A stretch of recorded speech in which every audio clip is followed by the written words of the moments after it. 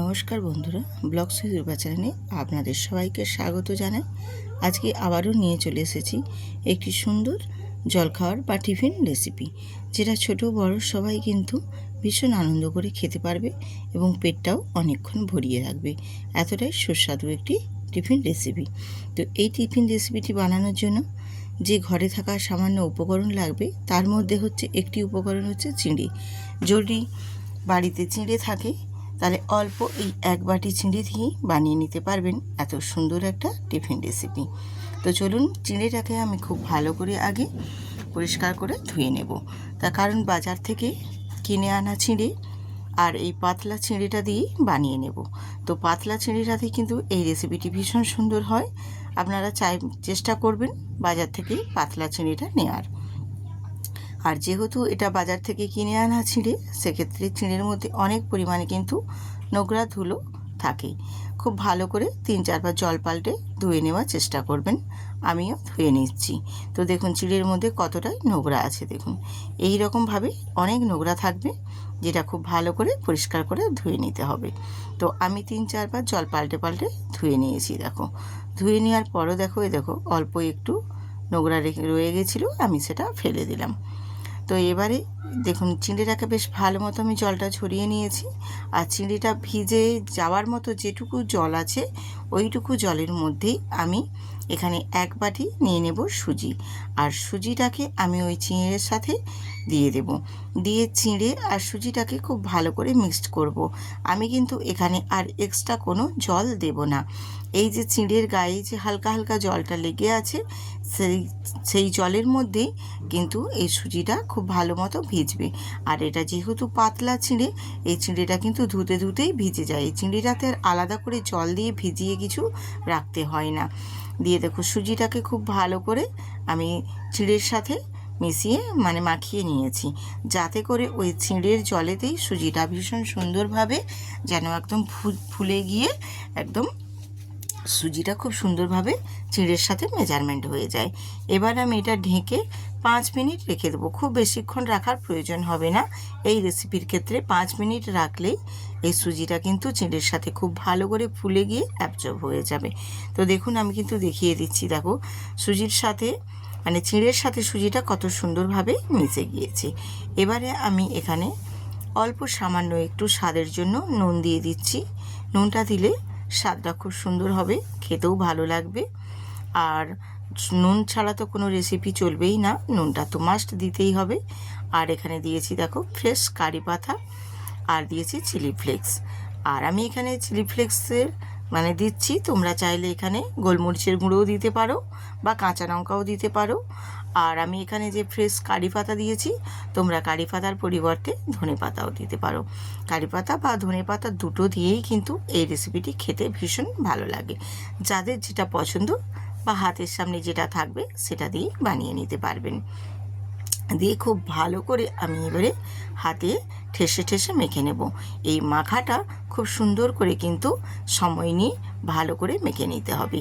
চিঁড়ের সাথে সুজিটা এত সুন্দরভাবে মাখা হবে যে এই চিঁড়ের সাথে যে সুজি আছে সেটা যেন না কেউ বুঝতে পারে বা বোঝা যাবে না। এতটা ভালোভাবে চিঁড়েটাকে মেখে নিতে হবে। এই সুজি আর চিঁড়েটা এত সুন্দরভাবে মেখে একটা ডো তৈরি করে নেব যে এইটার মধ্যে চিঁড়ে আর সুজি আছে সেটা কেউ বুঝতেই পারবে না। এত সুন্দরভাবে একটা ঠেসে ঠেসে সময় নিয়ে খুব ভালো করে একটা ডো তৈরি করে নেব। আর দেখো ডোটা আমার কিন্তু রেডি হয়ে গেছে। এবারে এই ডোটা আমি এরপর কি করব এই ডোটা থেকে সেটাও তোমাদের দেখিয়ে দিচ্ছি। তো তার আগে আমি হাতটা একটু ধুয়ে নিয়ে চলে আসি। হাতটা ধুয়ে নিয়ে দেখো অল্প একটু সামান্য হাতের মধ্যে একটু তেল লাগিয়ে নিয়েছি, যাতে করে এই রেসিপিটি বানানোর ক্ষেত্রে সুবিধে হয়। এছাড়াও এটা হাতে লাগবে না, তেল না লাগালেও চলবে। দিয়ে হাতের মধ্যে একটু আমি ঘুরিয়ে ঘুরিয়ে গোল শেপ দিয়ে লুচি যেরকম আমরা নেচি কাটি তার থেকে একটু বড় সাইজের করে হাতের তালুতে ঘুরিয়ে ঘুরিয়ে গোল করে একটা সুন্দর শেপ দিয়ে আমি এটাকে একটু হাতের তালুতে চেপে দেব। তাহলে কি বলো তো, এর শেপটা বেশ সুন্দর হবে, দেখতেও ভালো লাগবে। এই রকমভাবে আমি আবারও একটা রেডি করে নিচ্ছি। দেখো আজকের এই টিফিন রেসিপিটি ভীষণই হেলদি এবং স্বাস্থ্যকর। সামান্য ঘরে থাকা উপকরণ দিয়েই কিন্তু বানিয়ে নিতে পারবেন।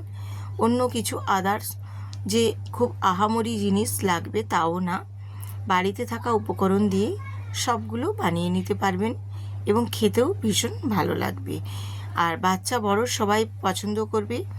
বাচ্চাদের টিফিন বক্সেও দিতে পারবেন এবং বড়দের লাঞ্চ বক্সেও দিতে পারবেন।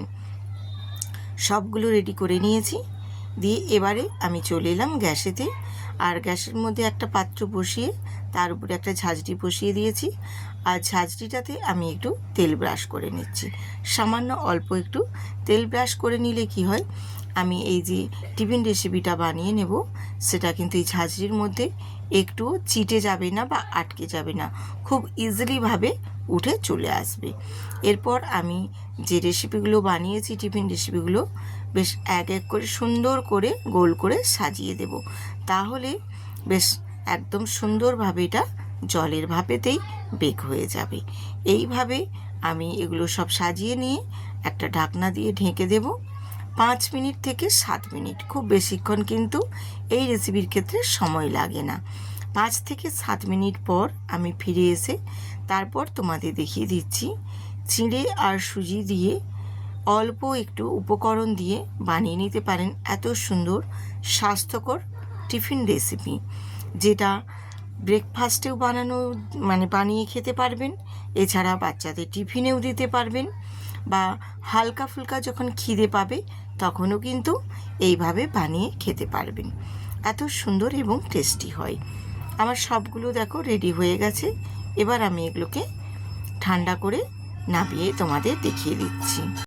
নামিয়ে নিয়েছি সবগুলো, আর কতটা নরম এবং সফট হয়েছে দেখুন।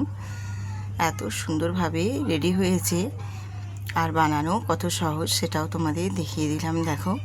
আর কতটা ইজিভাবে দেখো একদম ঝাঁঝরি থেকে উঠে যাচ্ছে।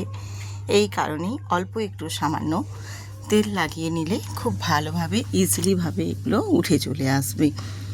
এবারে এগুলোকে আর একটু আমি চটপটা বানানোর জন্য তৈরি করে নেব, যাতে খেতে আরও ভীষণ সুন্দর লাগে এবং আরও চটপটা লাগে।